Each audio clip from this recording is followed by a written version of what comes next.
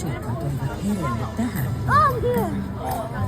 Muumiveikko päätti toimittaa yhden lapsen itse, koska hän aavistui, että tämä virus ei ole tottunut saamaan juhlapuusua.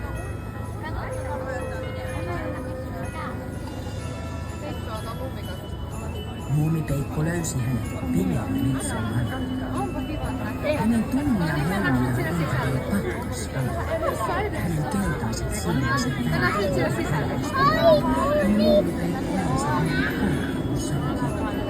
Tervetuloa Tallinnaan kodasta. Kaikki ovat tervetulleita juuri sellaisena kuin ovat. Tuo mukanasi se, mikä sinulle sopii.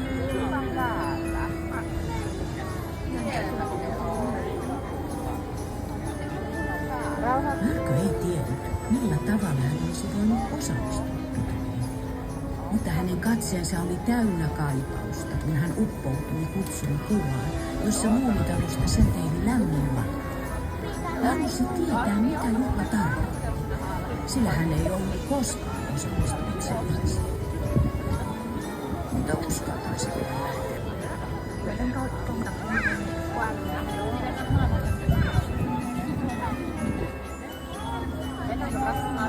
Muumitalon ulkopuolella juhlavalmistelut olivat täydessä vauhdissa. Sitä pelkästään lumen ikuinen vuoksi. Pieniä lumilukkuja sytytettiin sinne.